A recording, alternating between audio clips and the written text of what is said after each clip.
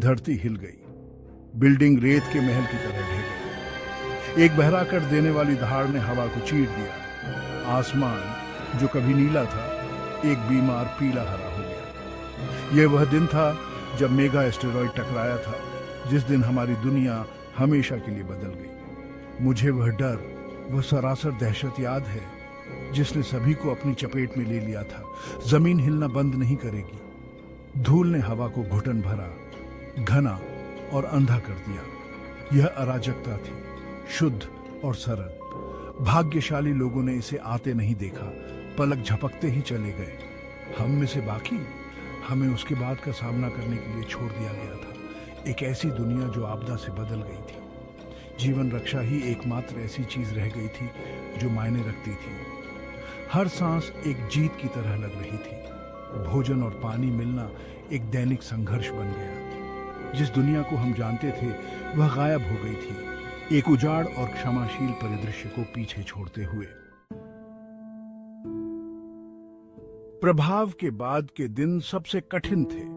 हम सदमे में थे, विनाश के पैमाने से भौचक के थे, लेकिन निराशा के बीच मानवीय भावना टिमटिमा रही थी। हमने जो भी भोजन और पानी के टुकड़े मिल सकते थे उन्हें इकट्ठा करना शुरू कर दिया। हर बूंद, हर टुकड़ा कीमती था। हमने अपने अल्प भंडार को राशन देना, फैलाना सीखा। ये संसाधन प्रबंधन में एक क्रैश कोर्स था जो आवश्यकता से सिखाया जाता था। हमने पानी शुद्ध करना, खाने योग्य पौधों की पहचान करना, कम से कम काम चलाना सीखा। कचरा पाप बन गया। संरक्षण हमारा नया धर्म। अब हम पहले जैसे लापरवाह प्राणी नहीं रहे। दुनिया ने हमें कठोर बनने, साधन संपन्न बनने के लिए मजबूर कर दिया था। हर दिन जीने की हमारी इच्छा शक्ति का प्रमाण था, हर कीमत पर जीवित रहने का। आश्रय। शुरुआत में यह कुछ भी था जो तत्वों से ढाल प्रदान करता था। एक ढह गई इमारत, चट्टानों में एक दरार, मलबे से बना एक अस्थायी तंबू। सुरक्षा सर्वोपरि थी। दुनिया एक खतरनाक जगह बन गई थी जो अज्ञात चीजों से भरी थी। हमने तत्वों और कुछ और भी बदतर अन्य बचे लोगों के खिलाफ बचाव करना, मजबूत करना सीखा। हताशा अच्छे लोगों को हताश आत्माओं में बदल सकती है। विश्वास एक ऐसी विलासिता बन गई जिसे बहुत कम लोग वहन कर सकते थे, लेकिन अंधेरे में भी रोशनी थी। हमने छोटे छोटे समुदायों का निर्माण करते हुए संख्या में ताकत पाई।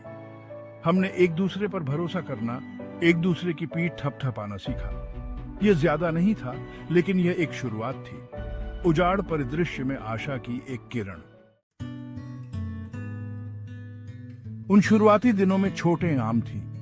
टांग टूटने का मतलब जीवन और मृत्यु के बीच का अंतर हो सकता है। प्राथमिक उपचार का ज्ञान हमारा सबसे मूल्यवान उपकरण बन गया।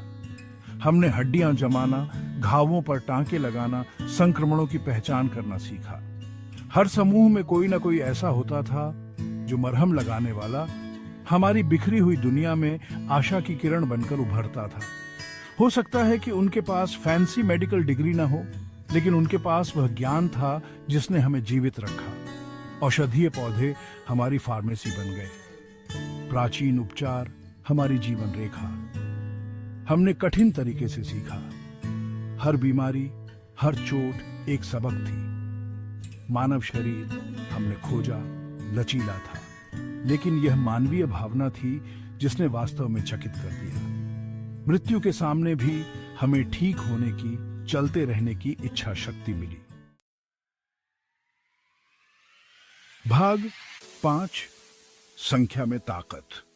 जीवन रक्षा कोई अकेला मिशन नहीं था। आशा को जीवित रखने के लिए एक गांव, यहां तक कि एक टूटे हुए गांव की भी आवश्यकता थी।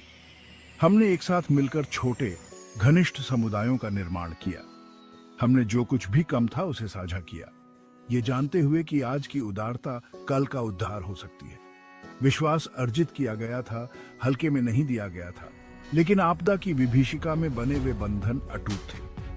हम एक दूसरे पर सुरक्षा के लिए, समर्थन के लिए, उस दुनिया में मानवीय संबंध की एक झलक के लिए निर्भर थे जो पागल हो गई थी।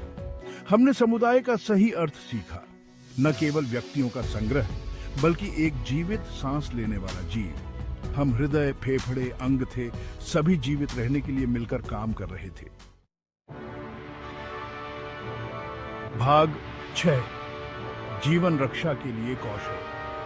पुरानी दुनिया अपनी तकनीक और सुख सुविधाओं के साथ चली गई थी। हमें मूल बातों पर वापस धकेल दिया गया। उन कौशलों को फिर से सीखने के लिए मजबूर किया गया जिन्होंने हमारे पूर्वजों को सहस्त्राब्दियों तक जीवित रखा था। शिकार करना और इकट्ठा करना आवश्यक कौशल बन गया, सप्ताहांत के शौक नहीं।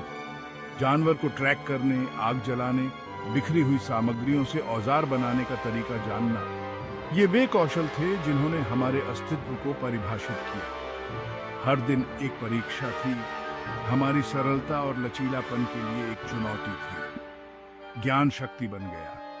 जिन लोगों को अपने दादा दादी की कहानियां याद थीं, जिन्होंने उन लंबे समय से भुला दी गई कैंपिंग ट्रिप्स पर ध्यान दिया था, वे हमारे मार्गदर्शक, हमारे शिक्षक बन गए।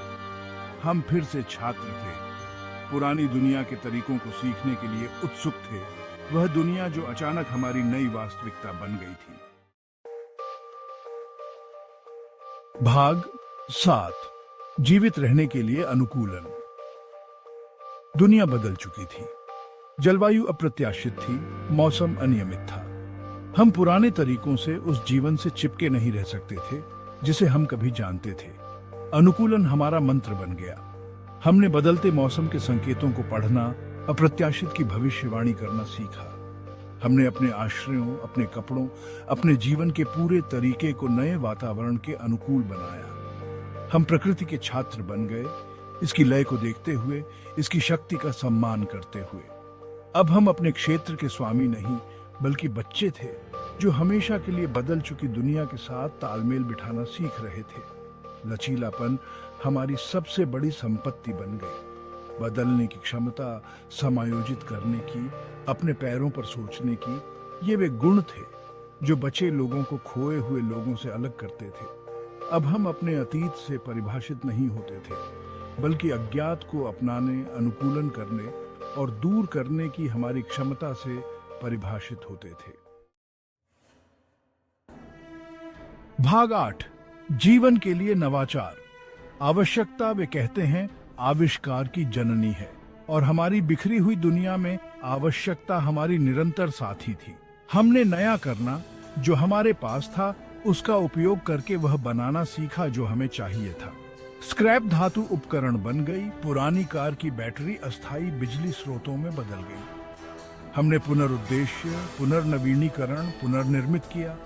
हर त्यागी हुई वस्तु एक खजाना बन गई, एक गंभीर समस्या का संभावित समाधान।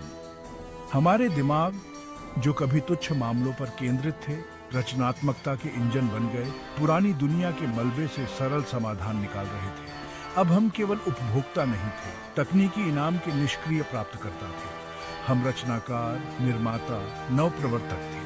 हमने बॉक्स के बाहर सोचना सीखा, संभावनाओं को देखना जहां दूसरों ने केवल बर्बादी देखी। भाग 9, जीने की इच्छा। लेकिन किसी भी चीज से बढ़कर ये मानवीय भावना थी जिसने हमें देखा। जीने की, पुनर्निर्माण करने की, आशा के विरुद्ध आशा करने की अदम्य इच्छा शक्ति। ये बच्चों की हंसी में था जो खंडहरों से गूंज रहा था। यह एक टिमटिमाती आग के आसपास साझा की गई कहानियों में था जो अंधेरे को दूर रखता था। हम एक दूसरे से, अपनी साझा यादों से, इस विश्वास से चिपके रहे कि इस टूटी हुई दुनिया में भी सुंदरता पाई जानी बाकी है, प्यार साझा करना है, एक भविष्य का निर्माण करना है। हम पस्त थे, हम चोट खा चुके थे, लेकिन हम टूटे नहीं थे। मानवीय भावना हमने खोजा, पृथ्वी पर सबसे शक्तिशाली शक्ति थी। यह अवज्ञा की चिंगारी थी जिसने बुझाने से इनकार कर दिया। अटूट विश्वास था कि अकल्पनीय क्षति का सामना करने पर भी हम फिर से उठ सकते हैं। भाग 10, एक नया सवेरा। साल बीत चुके हैं, निशान बने हुए हैं, उस दिन की एक निरंतर याद दिलाते हैं जिस दिन आसमान गिर गया था। लेकिन जीवन, हमेशा की तरह दृढ़, ने एक रास्ता खोज लिया है। हरे भरे अंकुर मलबे से ढकेलते हैं। हवा, जो कभी धूल से भरी हुई थी, फिर से साफ है। हम पुनर्निर्माण कर रहे हैं धीरे धीरे दर्द से, लेकिन एक दृढ़ संकल्प के साथ जो मृत्यु का सामना करने और जीवन चुनने से आता है। पुरानी दुनिया चली गई है, लेकिन उसकी जगह एक नई दुनिया उभर रही है। एक ऐसी दुनिया जहां संसाधन कीमती हैं, जहां समुदाय सर्वोपरि है और जहां मानवीय भावना पहले से कहीं अधिक उज्जवल है। हम उत्तरजीवी हैं, हम एक कठिन ज्ञान के उत्तराधिकारी हैं और हम सीखे गए पाठों, किए गए बलिदानों, मानवीय भावना की अदम्य शक्ति को कभी नहीं भूलेंगे। हम पुनर्निर्माण करेंगे, हम सहेंगे, हम जीवित